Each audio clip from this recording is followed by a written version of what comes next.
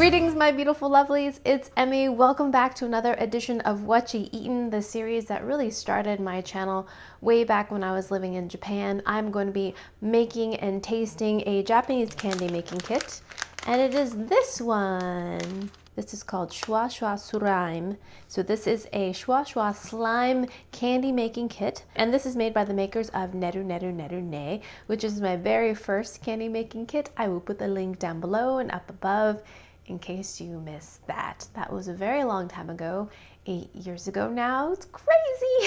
But Neru Ne is a classic candy from Japan and involves mixing different powders with water to get different consistencies and color changes, and then in the end you have an edible concoction. So now with this whole slime wave that's hit the universe in the last few years, they are branding this one as slime. I think it's a little bit different than the typical Neru Ne because I think it has a little slightly different consistency. Original Neru Ne has a fluffy, really light consistency, kind of similar to shaving cream.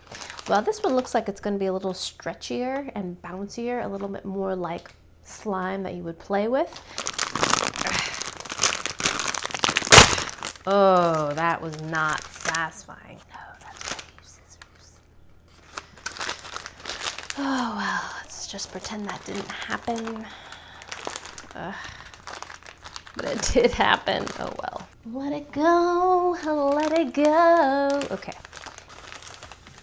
There are 3 packages. Number 3, number 2, and number 1. Actually, there are 4. And this is the topping. A fork and a tray. So there's a line right there. We're gonna fill the water right to the line. Good. Next, we're going to add number 1 packet. This is ramune soda flavor. Doesn't really smell like much though. Not yet. Okay, let's add that. Ooh. Ooh, the color's, oh no. The color's not that vibrant. It's kind of this green, mossy green color. That's interesting. Usually when you add a powder, you get an immediate reaction, but this one just looks like it's dissolving and coloring the water. Okay. So I suspect this is going to react with the next powder, number 2 packet. This one too doesn't have much of a smell. Add that. Ooh, this one's expanding. It's like that. All right, here we go. Let's move the raft. Oh, we're getting some color changing action. Look, this is so cool. It's turning kind of this peach color. And it's foaming. So great, I love it. Doesn't smell like anything at this point. Packet number 3. Ooh, that's where all the smelly, tasty stuff is, right in here. Yep, smells like Hello Kitty. Oh, it smells so good. Ooh, this one's blue. Ooh, this one's making it kind of chewy and taffy-like. Look at that. And it's getting fluffy. Oh yes. Okay, that one. Look how it's absorbing all of the liquid, and the bubbles are getting smaller, but it's got more of this kind of whipped, chewy texture to it.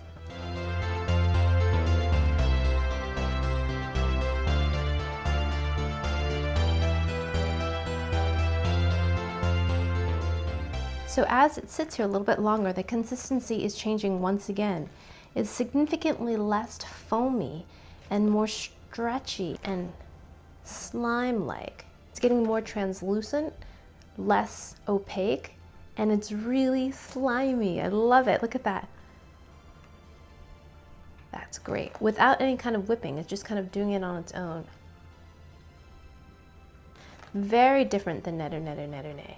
Talk about cheese pull, right? Except this ain't mozzarella. Oh my goodness, I love it. Now we're gonna add our last packet, which contains our sprinkles or topping. Yay!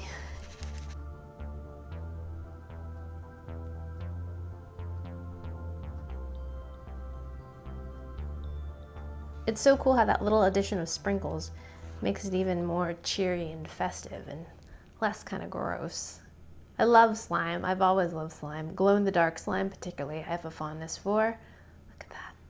It's interesting because in Japanese cuisine there is a fondness for slimy and chewy textures. If you think about natto, if you think of yama-imo, both of those are examples of really slimy things that are appreciated just for that textural complexity, as opposed to Western cuisine where things like that may be typically considered not so appealing. Okra, for example, I think a lot of people have a hard time. And I think there's a lot to be said about embracing that texture, just for the sheer fact of its playfulness. Look at that. Alrighty, let's give this a taste. Itadakimasu.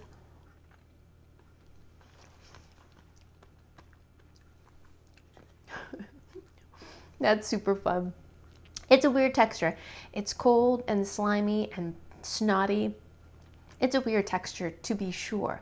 It's fluffy, but it's got more chewiness to it. It's very much like a loogie, and we all know what loogies are like. Let's be honest, right? But it's bigger, and I have to say these are tastier. This is nice and tangy. It's got that really great ramune soda flavor, which to me is a little bit lemon limey, slightly bubblegummy, and tastes to me of Hello Kitty. Remember going to the Hello Kitty store and getting those gums that are the best? That's what this tastes like. And then you get a little bit of those sprinkles in there, which give you a little bit of a crunch.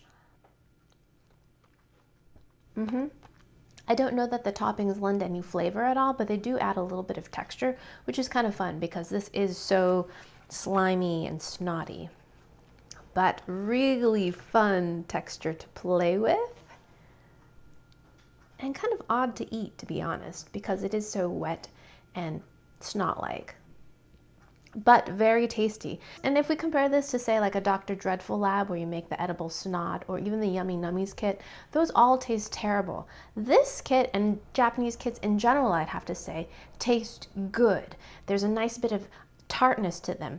The artificial flavors they add to them are tasty. Alrighty, I hope you guys enjoy that little throwback of Whatcha Eating. Let me know in the comments down below if you want to see more of these candy making kits, if there's a particular one you want to see, or if there's a recipe that you'd like me to try out or to taste. Let me know down in the comments below. Please share this video with your friends. Follow me on social media to see what's coming up next.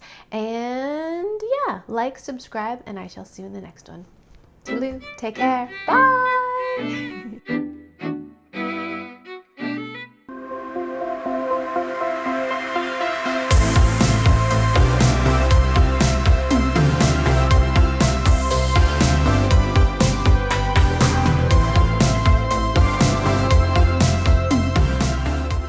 I think you've got something coming out of your nose.